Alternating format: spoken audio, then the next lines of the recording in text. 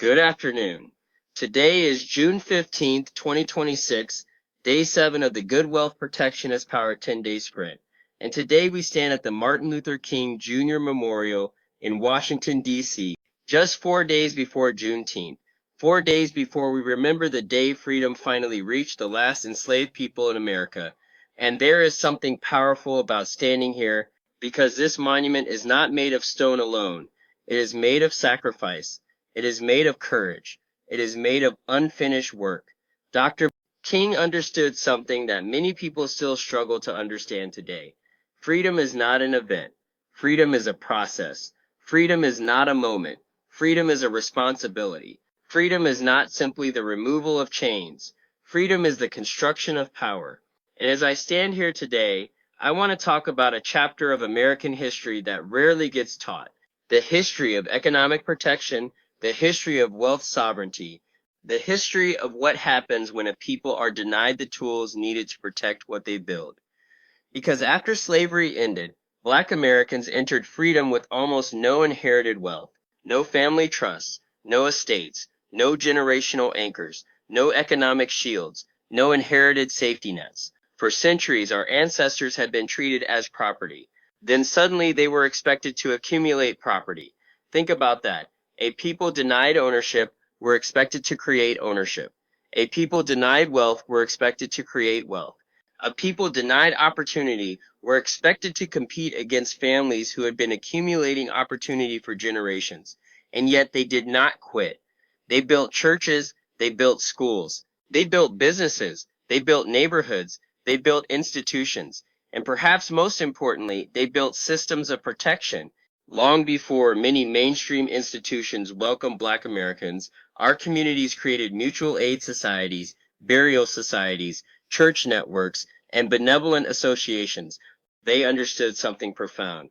If nobody else would build an economic shield around our families, we would build one ourselves. That was not weakness. That was genius. That was not dependency. That was sovereignty. That was not survival. That was strategy. But history also tells another story. As financial protection became one of the most powerful tools in America, access was not always equal. Some families received pathways to legacy, others received pathways to survival. Some families learned how to preserve wealth, others learned how to bury loved ones. Some families were taught how to create generational anchors, others were taught how to manage generational loss. And those differences did not disappear overnight, because systems leave echoes. The barriers change form, but the consequences often remain. Look around America today. Predatory lending still drains wealth from neighborhoods. Families still lose homes because proper planning never happened. Properties are still undervalued in communities that have spent generations building them. Assets are still lost to probate. Businesses are still lost because succession plans were never created. Entire family bloodlines still restart from zero because nobody taught them how to preserve what they built. The names of the barriers have changed, but barriers still exist, and that is why this conversation matters.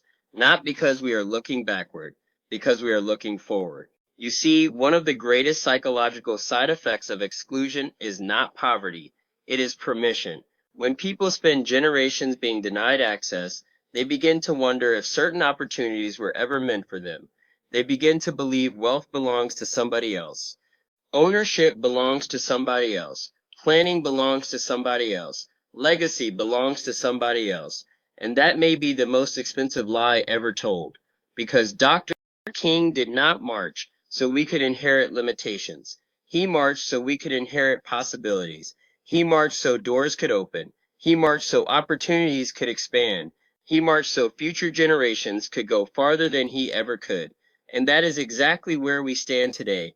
The rules have changed. The doors are open. The information exists. The opportunities exist. The economic shields exist. The generational anchors exist. The question is no longer whether we are allowed. The question is whether we are willing, because every generation receives a baton. Some generations fight for access. Some generations fight for ownership. Some generations fight for preservation. And our generation must fight for continuity. We must become the generation that refuses to allow progress to be erased. The generation that refuses to let a family's future disappear because one tragedy occurred.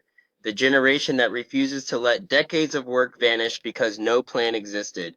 The generation that transforms survival into strategy, preparation into power, knowledge into ownership. That is why protection matters. Not because of fear, because of freedom. Not because of death, because of continuity. Not because of loss, because of legacy. Every trust established, every beneficiary updated, every protection plan created, every family conversation started, every act of preparation made is a declaration that your family's future matters. It is a declaration that what your grandparents built matters.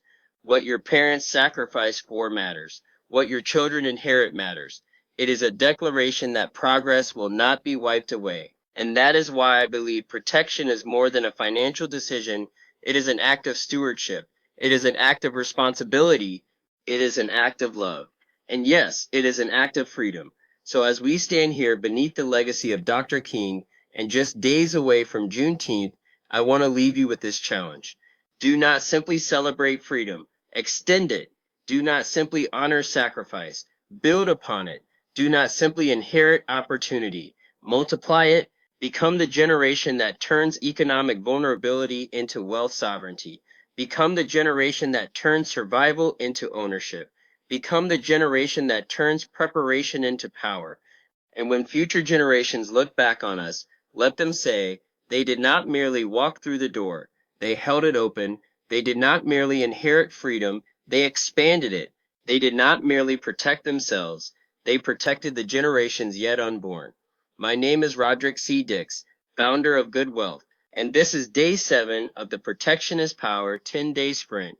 Learn what has been hidden, protect what you love, teach the next generation, because protection is power. Every family, every community, every future, and together let us transform freedom into ownership, ownership into legacy, legacy into power. Thank you, and may God continue to bless us all.